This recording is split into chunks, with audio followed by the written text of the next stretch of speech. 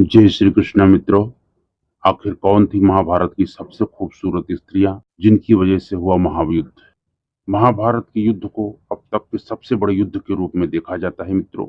इसके सही कारणों का पता लग पाना आज भी बड़ा मुश्किल है, लेकिन इस ग्रंथ के अनुसार युद्ध का प्रमुख कारण स्त्रियों को बताया गया। तो नमस्कार दोस्तों, हमारे मोटिवेशन और आपके वाला चैनल में आप सभी का बहुत बहुत स्वागत है। आज हम मुख्य बात करेंगे कि महाभारत युद्ध किन स्त्रियों की सुंदरता के कारण हुआ। हिंदू धर्म के सबसे बड़े युद्ध को महाभारत के नाम से जाना जाता है।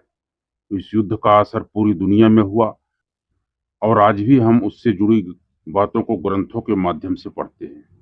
वास्तव में ये युद्ध कई लोगों के आपसी मतभेद का गवाह बना और द्वापर या सतयुग ही नहीं बल्कि कलयुग में भी इसकी बातें प्रचलित हैं। स्वयं महाभारत ही इतना बड़ा महाकाव्य है जिसके अनगिनत रहस्यों को आप जरूर जानते होंगे। महाभारत की न जाने कितनी ऐसी गाथाएं हैं जिनके बारे में आज भी पता लगा पाना कठिन है। ऐसी ही एक बात है, आखिर महाभारत युद्ध का असली कारण क्या था। आइए आपको बताते हैं महाभारत का युद्ध किन महिलाओं की वजह से हुआ, वास्तव में उनकी खूबसूरती युद्ध का कारण कैसे बनी। तो दोस्तों, यदि आप लोग भगवान श्री कृष्ण के भक्त हैं तो कमेंट में जय श्री कृष्ण जरूर लिखें और चैनल में यदि नए हैं तो सब्सक्राइब जरूर करें। महाभारत के युद्ध का एक बड़ा कारण कौरव और पांडवों के बीच भूमि के बंटवारों को भी माना जाता है। हालांकि ये बंटवारा शांतिपूर्वक भी हो सकता था, लेकिन कुछ महिलाओं की वजह से ये कौरवों और पांडवों के बीच कटुता बढ़ गई, जो बाद में युद्ध का कारण बनी। दरअसल महाभारत काल की दो खूबसूरत सुप्रसिद्ध महिलाएं अंबिका और अंबालिका थी। ये दोनों काशी नरेश की पुत्रियां थी और धृतराष्ट्र और पांडु की माताएं थी। कालांतर में इन दोनों स्त्रियों के आपसी मतभेद और इनके पुत्रों के बीच हस्तिनापुर के राजपाट की लड़ाई में महाभारत जैसे महायुद्ध को जन्म दिया। सत्यवती ने महाभारत युद्ध का बीज बोया मित्रों, जानते हैं। महाभारत में एक और चरित्र सत्यवती का है, जो राजा शांतनु से विवाह करने के लिए तभी सहमत हुई जब उसके भावी पुत्रों को हस्तिनापुर के सिंहासन पर बैठाया जाए। शांतनु इस बात पर सहमत हो गए और उनके पुत्र का जन्म हुआ। राजपाट संभालने के लिए भीष्म पितामह ने ब्रह्मचर्य का व्रत ले लिया, जिससे कभी उनकी शादी न हो और उनके बच्चे ही न हो, जिसके कारण कोई सिंहासन की न हो सके। सत्यवती के पुत्र ने जब सिंहासन नहीं लिया, तब ये अंबिका और अंबालिका के पुत्रों धृतराष्ट्र और पांडु को सौंपा गया। धृतराष्ट्र जन्मांध थे और पांडु अल्पायु में ही दुनिया से चले गए थे। उस समय कौरवों और पांडवों का राज संभालने की बात की गई। पांडु के 5 पुत्र हुए मित्रों: युधिष्ठिर, भीम, अर्जुन, नकुल और सहदेव। वहीं धृतराष्ट्र के 101 पुत्र और एक पुत्री थी, जो बाद में कौरवों के नाम से जानी गई। इन्हीं दोनों के बीच आगे चलकर महाभारत का युद्ध हुआ मित्रों। इसलिए ऐसा कहा जाता है सत्यवती ने ही महाभारत युद्ध के लिए बीज बोए थे।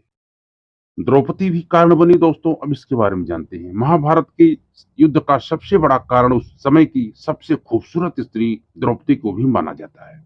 महाभारत काव्य के अनुसार 5 पांडवों की पत्नी द्रौपदी अत्यंत सुंदरी थी और ऐसे में लोग उसकी एक झलक पाने के लिए तरसते थे। ऐसे में एक कौरव का सबसे बड़ा पुत्र जब दुर्योधन इंद्रप्रस्थ आया, तब उसने एक खूबसूरत दृश्य देखा जिसमें फर्श को सजाया गया था। दुर्योधन यह नहीं समझ पाया कि यह फर्श नहीं बल्कि एक खूबसूरत जलाशय है, और वो उसमें गिर गया। और दुर्योधन को नीचे गिरा देखकर द्रौपदी जोर जोर से हंसने लगी मित्रों। दुर्योधन को अंधे का पुत्र अंधा कहकर उसने संबोधित किया। उसी समय दुर्योधन ने बदले की ठानी और आगे चलकर महाभारत का युद्ध हुआ। और ये भी कारण था दोस्तों। एक बार दुर्योधन ने युधिष्ठिर को पासा के लिए खेलने के लिए आमंत्रित किया। जैसा कि खेल पहले से ही दुर्योधन के मामा शकुनी द्वारा तय किया गया था, अतः पांडवों ने अपना सब कुछ दांव पर लगा दिया।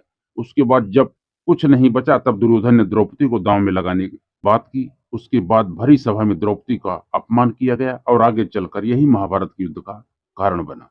यदि महाभारत के युद्ध की बात करें तो उसके सही कारण का पता लगा पाना थोड़ा मुश्किल है। हालांकि यहाँ बताए कारणों का जिक्र महाभारत ग्रंथ में मिलता है। अगर आपको हमारी ये वीडियो अच्छी लगी हो मित्रों, तो हमारे वीडियो को एक लाइक कर देना और चैनल में यदि आप लोग नए हैं, चैनल को सब्सक्राइब करके बेल आइकन को जरूर प्रेस करें, आपको ऑल पर क्लिक कर दें। इससे हमारा नोटिफिकेशन आपको सबसे पहले मिलेगा और हमेशा आप हमारे शास्त्र पुराण वेद के बारे में जानकारी प्राप्त कर सकेंगे। आशा करता हूँ वीडियो आपको अच्छी लगी होगी। तो दोस्तों, मिलते हैं अगली वीडियो में।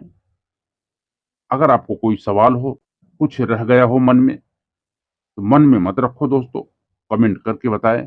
उसका हम सुझाव देंगे। तो मिलते हैं अगले वीडियो में। जय श्री कृष्ण मित्रों।